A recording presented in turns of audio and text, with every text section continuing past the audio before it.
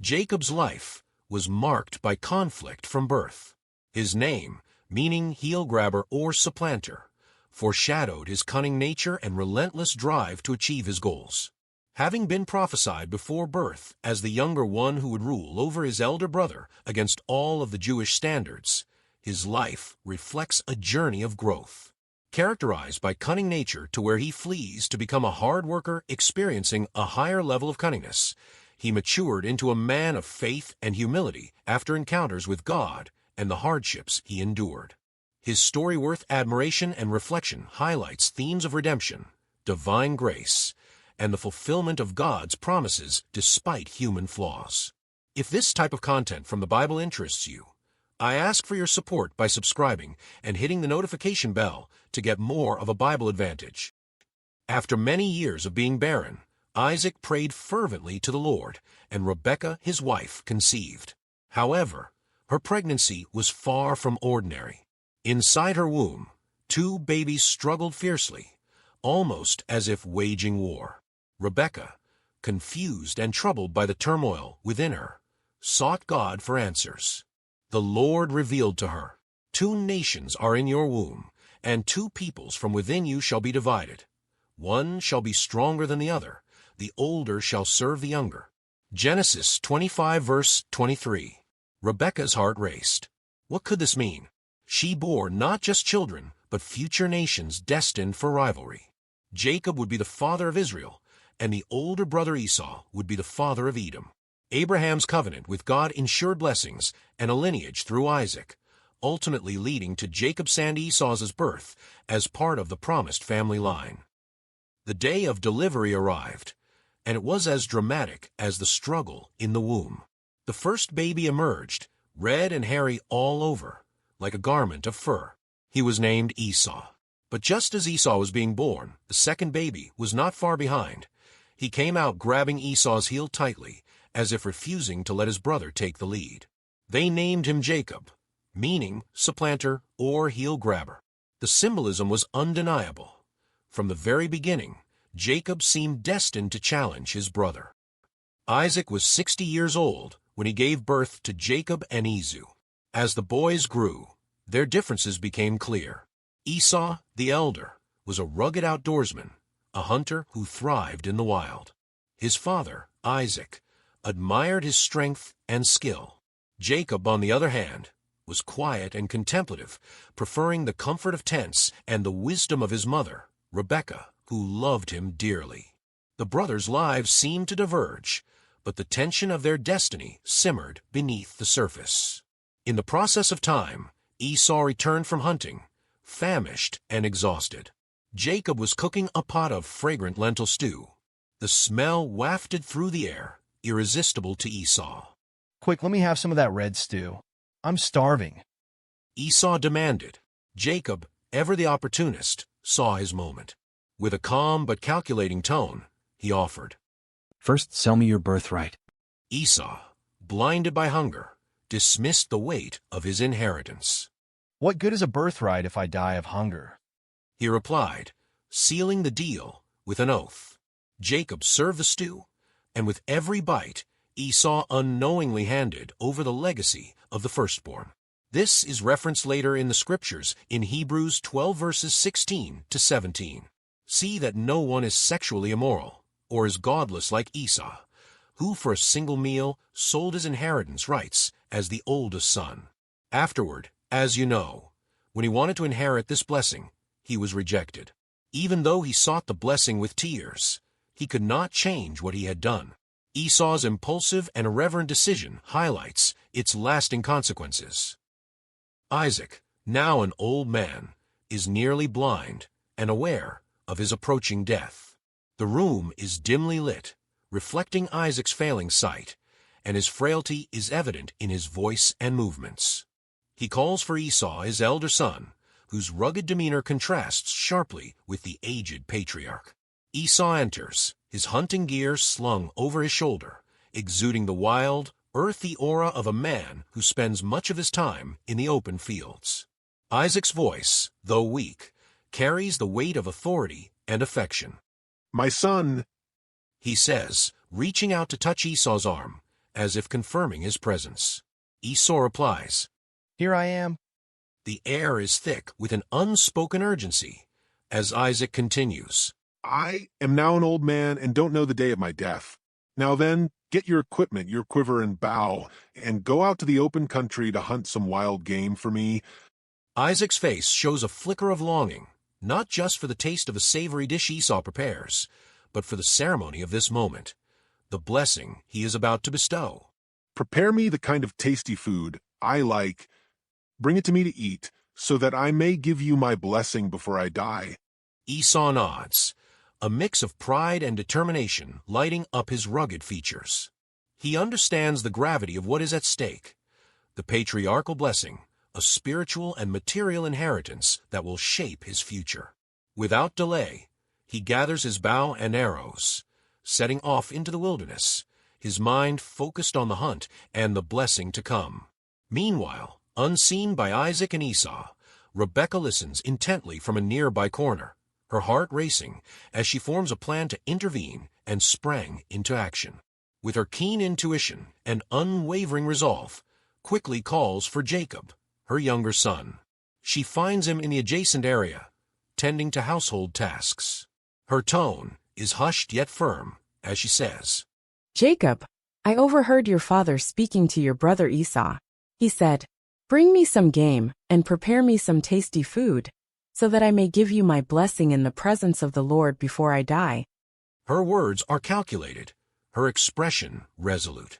She knows the blessing holds both spiritual and material significance, an inheritance that will determine the family's future. She steps closer, her voice low and urgent. Now, my son, listen carefully and do what I tell you. Go out to the flock and bring me 2 choice young goats, so I can prepare some tasty food for your father, just the way he likes it. Rebekah's instructions are precise, born from her knowledge of Isaac's preferences and her confidence in her cooking skills. She intends to replicate the flavor Esau's hunting would bring. Her eyes meet Jacob's, and he hesitates. But my brother Esau is a hairy man, and I am smooth-skinned. What if my father touches me? I would appear to be tricking him, and would bring down a curse on myself rather than a blessing. Rebekah's face hardens, her determination unwavering. She replies sharply, My son, let the curse fall on me. Just do what I say. Go and get them for me. Her tone leaves no room for argument. Jacob complies, leaving to retrieve the goats as instructed. Rebekah moves swiftly, her hands deftly preparing the meal. The tent fills with the savory aroma of roasted meat and spices, indistinguishable from Esau's usual fare. She selects the finest clothing belonging to Esau, a distinctive, earthy scent clinging to the garments, and hands them to Jacob. She then takes the skins of the young goats and carefully wraps them around Jacob's hands and the smooth part of his neck. Her attention to detail is meticulous, ensuring that the disguise is convincing. As she secures the final piece of the deception, she steps back to assess her work.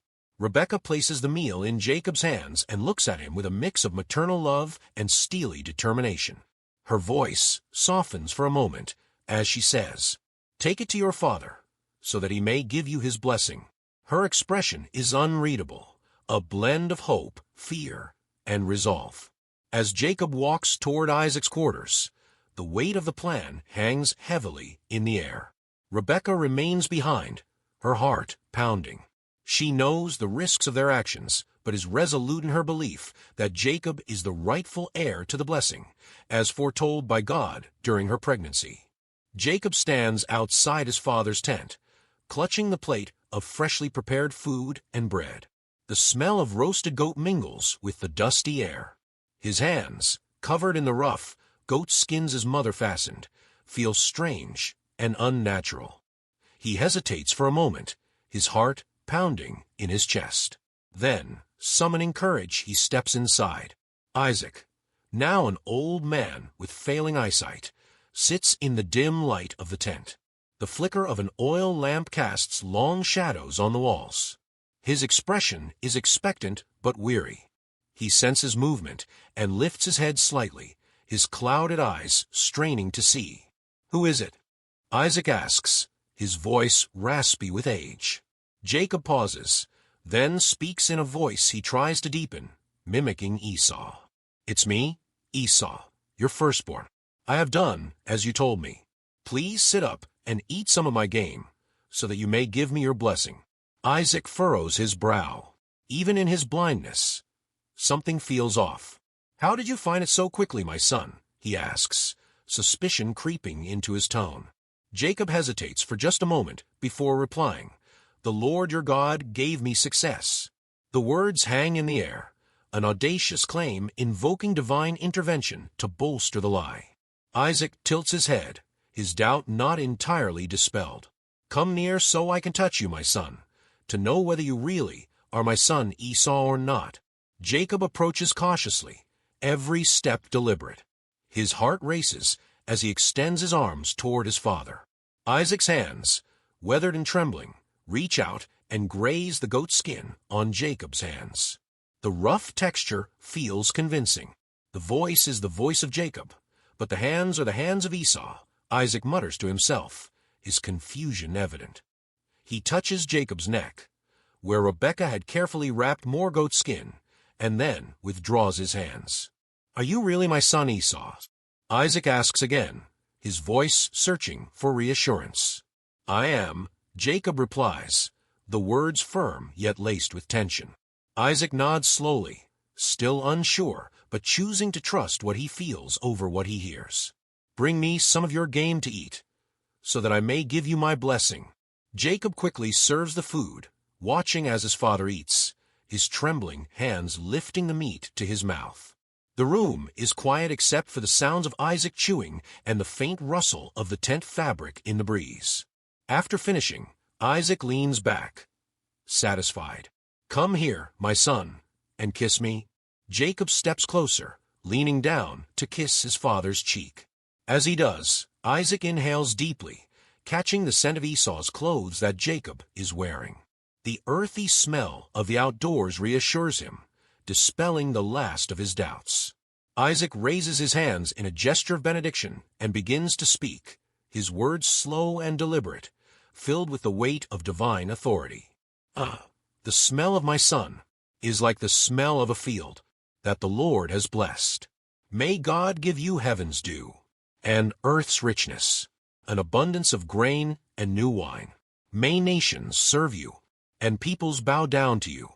Be Lord over your brothers, and may the sons of your mother bow down to you. May those who curse you be cursed, and those who bless you be blessed. As Isaac lowers his hands, his blessing complete, Jacob straightens and steps back. He thanks his father, his voice steady despite the storm of emotions inside him. Holding the empty plate, he exits the tent quickly, but without running, his heart pounding with a mix of triumph and fear. Outside, the air feels heavier, as if nature itself knows of the deception. Jacob glances around, knowing Esau could return at any moment, and hurries toward Rebekah, who waits anxiously nearby. Esau strides confidently toward his father's tent, his hunting bag slung over one shoulder, and his hands gripping the handle of a steaming plate of freshly prepared game. His face is flushed with excitement, his steps quickened by the thought of receiving his father's cherished blessing. The scent of roasted meat fills the air around him as he ducks into the dim tent, eager to surprise Isaac. "Father," Esau calls out, his deep voice ringing with pride. "Sit up and eat some of my game, so that you may give me your blessing." Isaac, who is still recovering from the emotional weight of blessing Jacob moments earlier, stiffens at the sound of Esau's voice. A chill runs through the old man, and his heart begins to race. "Who are you?" Isaac asks, his voice trembling as he sits upright. Esau's cheerful expression falters. He furrows his brow, confused. "I am your son," he says slowly, as if stating the obvious. "Your firstborn, Esau." Isaac's face drains of color. His frail hands tremble as he grips the edges of his robe. "Then, who is it that hunted game and brought it to me?" he whispers, his voice breaking. "I ate it just before you came, and I blessed him. And indeed, he will be blessed." The realization hits both father and son like a thunderclap. Esau's face contorts with a mixture of rage and anguish. He lets out a loud, guttural cry, the sound of a man utterly betrayed. "No, bless me too, my father," he pleads, falling to his knees beside Isaac. His broad shoulders shake with the force of his despair. Isaac's eyes well up with tears. He places a trembling hand on Esau's head, but his words are heavy with regret. "Your brother came deceitfully and took your blessing." Esau's fists clench, and he bows his head, the veins in his neck standing out. "Isn't he rightly named Jacob?" he growls through gritted teeth. "This is the second time he has taken advantage of me. He took my birthright, and now he's taken my blessing." He looks up at Isaac, his eyes desperate and searching. "Haven't you reserved any blessing for me?" Isaac sighs deeply, his shoulders slumping. "I have made him lord over you, and have made all his relatives his servants. I have sustained him with grain and new wine. What can I possibly do for you, my son?" Esau shakes his head, tears streaming down his face. "Do you have only one blessing, my father? Bless me too, my father," he cries, his voice cracking. Isaac, moved by his son's anguish, lifts his hand once more. His voice is sorrowful, and his words carry both a harsh truth and a hint of consolation. "Your dwelling will be away from the earth's richness, away from the dew of heaven above. You will live by the sword, and you will serve your brother. But when you grow restless, you will throw his yoke from off your neck." Esau listens, his face darkening with every word. The blessing he receives feels more like a curse compared to Jacob's. He rises slowly, his powerful frame towering over Isaac, his fists clenched at his sides. A storm of emotions swirls within him: grief, humiliation, and a burning rage. As he leaves the tent, his mind begins to churn with thoughts of vengeance. "The days of mourning for my father are near," he mutters under his breath. "Then I will kill my brother Jacob." Esau's steps are heavy as he storms away, leaving behind the echoes of his despair in Isaac's dim and sorrowful tent. After Esau's smoldering rage becomes evident, Rebekah wastes no time. Her eyes dart around nervously as she pulls Jacob aside in the privacy of her tent. Her voice trembles with urgency, her hands gripping his arms tightly. "Listen to me, Jacob," she says, her tone low but firm. "Your brother Esau is consoling himself with the thought of killing you. You must leave at once. Go to my brother Laban in Haran. Stay with him for a while until your brother's fury subsides and he forgets what you have done to him." Jacob's face is pale, and his heart races at her words. "What if he finds me on the way?" he whispers, his voice betraying his fear. Rebekah shakes her head, her grip tightening. "I will take care of things here, but you must go. I will send for you when it is safe. Remember, the God of your fathers will be with you." She steps back, her eyes welling up with tears. "Go now, my son," she urges, "before it is too late." Before Jacob departs, Rebekah convinces Isaac to send him away under the guise of finding a wife among her family. Isaac, unaware of Esau's murderous intentions, calls Jacob to him. "Do not marry a Canaanite woman," Isaac instructs. "Go at once to Paddan Aram, to the house of your mother's father, Bethuel. Take a wife for yourself from there, among the daughters of Laban, your mother's brother." Isaac blesses him again, placing his hands gently on Jacob's head. "May God Almighty bless you, and make you fruitful, and increase your numbers until you become a community of peoples. May he give you and your descendants the blessing given to Abraham, so that you may take possession of the land where you now reside as a foreigner, the land God gave to Abraham." With his father's blessing and his mother's tearful farewell, Jacob sets out on his long and perilous journey. The journey to Haran is solitary and fraught with danger. Jacob walks for days, his belongings carried in a simple sack slung over his shoulder. The vast wilderness stretches endlessly before him, a mixture of rocky paths and open plains. The sun beats down during the day, and the chill of the desert night seeps into his bones as he sleeps on the hard ground. Each sound of rustling leaves or distant howls makes him clutch his walking stick tightly, his heart pounding with fear of bandits or wild animals. One evening, exhausted and alone, Jacob stops to rest at a desolate spot. He places a large stone under his head as a pillow and lies down under the open sky. As he sleeps, he has a vision.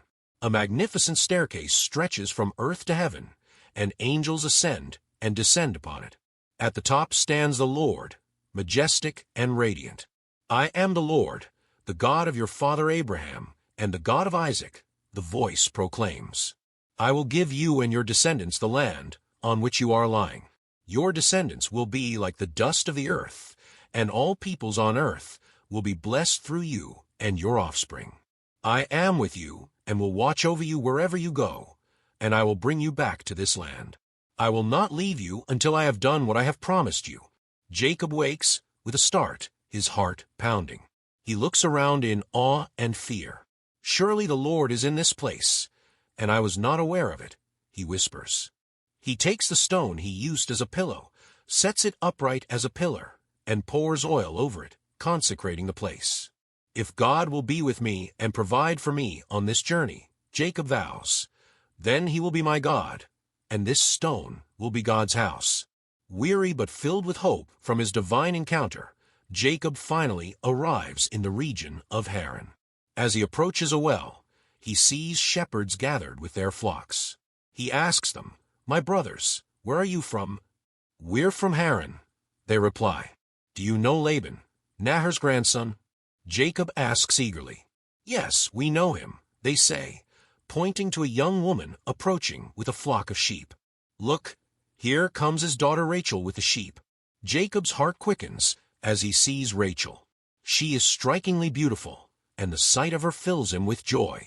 Mustering his strength, he rolls the heavy stone from the well's mouth to water her flock. "I am Jacob, your relative, the son of Rebekah," he tells Rachel. She runs to tell her father, and soon Jacob is welcomed warmly into Laban's household. As Rachel leads Jacob to her father's house, Laban rushes out to meet him. Dressed in the flowing robes of a wealthy herdsman, Laban embraces Jacob warmly. "You are my own flesh and blood," Laban exclaims, his eyes gleaming with excitement, perhaps at the thought of another family member arriving with blessings from Isaac. Jacob recounts his journey, his struggles, and his encounter with God at Bethel. Laban listens attentively, nodding as Jacob speaks, and then welcomes him to stay. Jacob quickly proves himself invaluable, tending Laban's flocks with diligence and skill. But it is Rachel, Laban's younger daughter, who has captured Jacob's heart. She is graceful and beautiful, and Jacob cannot take his eyes off her. "I will serve you 7 years for your younger daughter, Rachel," Jacob proposes. Laban strokes his beard thoughtfully before agreeing. "It is better that I give her to you than to another man," he says. "Stay and work for me." The 7 years fly by for Jacob, who is so smitten with Rachel that they seem like mere days. But when the wedding day arrives, Laban deceives Jacob, substituting his older daughter, Leah, for Rachel under the cover of night. The next morning, Jacob is furious. "What is this you have done to me? Was it not for Rachel that I served you? Why have you deceived me?" Laban, unfazed, replies, "It is not our custom to give the younger before the firstborn. Finish this bridal week, and I will give you Rachel also, in return for another 7 years of work." Desperate for Rachel, Jacob agrees, marrying her a week later. However, tension brews in the household as Leah and Rachel compete for his affection. Over the years, Laban continues to manipulate Jacob, changing his wages 10 times. Yet God blesses Jacob, causing the flocks he tends to multiply. Jacob grows wealthy, accumulating large herds, servants, camels, and donkeys. Aware of Laban's growing resentment, Jacob decides to leave. One night, he gathers his family and possessions and secretly departs for Canaan. Laban pursues him, but God warns Laban in a dream not to harm Jacob. After a tense confrontation, they make a covenant of peace at Mizpah and part ways. As Jacob journeys closer to Canaan, Memories of Esau's wrath flood his mind. Fearful of what awaits, he sends messengers ahead to announce his return and to offer gifts of livestock as a gesture of peace. The messengers return with troubling news. Esau is coming to meet him with 400 men. Terrified, Jacob divides his people and flocks into two groups, hoping that if Esau attacks one, the other might escape. That night, he prays earnestly, "O God of my father Abraham, God of my father Isaac, Lord, you said to me, 'Go back to your country and your relatives, and I will make you prosper.' I am unworthy of all the kindness and faithfulness you have shown. Save me, I pray, from the hand of my brother Esau, for I fear he will come and attack me and my family." He spends the night preparing gifts to appease Esau: goats, sheep, camels, cattle, and donkeys, each sent ahead in waves with his servants. That night, Jacob is left alone at a place called Peniel. Suddenly, a mysterious man appears and wrestles with him until daybreak. The struggle is intense, each grappling for dominance. As dawn approaches, the man touches Jacob's hip, dislocating it. "Let me go, for it is daybreak," the man says. But Jacob, in pain and desperate, refuses. "I will not let you go unless you bless me." The man asks, "What is your name?" "Jacob," he replies. The man declares, "Your name will no longer be Jacob, but Israel, because you have struggled with God and with humans and have overcome." Jacob realizes he has seen God face to face, yet his life has been spared. Limping from his injury, he crosses the Jabbok River, forever changed. Jacob's wrestling with God at Peniel symbolizes the transformative journey of a Christian's faith. This pivotal event connects to a believer's life facing brokenness, struggling with God in prayer, acknowledging dependence on God, having a new identity, a mark of transformation and victory through surrender. Jacob's story invites Christians to wrestle with God, to bring their doubts, struggles, and fears before Him in honesty. It assures believers that transformation is possible through perseverance, humility, and divine grace. Just as Jacob rose from his encounter forever changed, so can Christians experience a life marked by God's power and blessing. As Jacob continues his journey from this epic moment, he approaches Esau. He bows to the ground 7 times, a gesture of humility and submission. To his astonishment, Esau runs to meet him, embracing him and weeping. Esau looks at the gifts and asks, "What do you mean by all these?" "They are to find favor in your eyes, my lord," Jacob replies. Esau shakes his head. "I already have plenty, my brother. Keep what you have for yourself." But Jacob insists, "Please, accept this gift. Seeing your face is like seeing the face of God, now that you have received me favorably." Reluctantly, Esau accepts.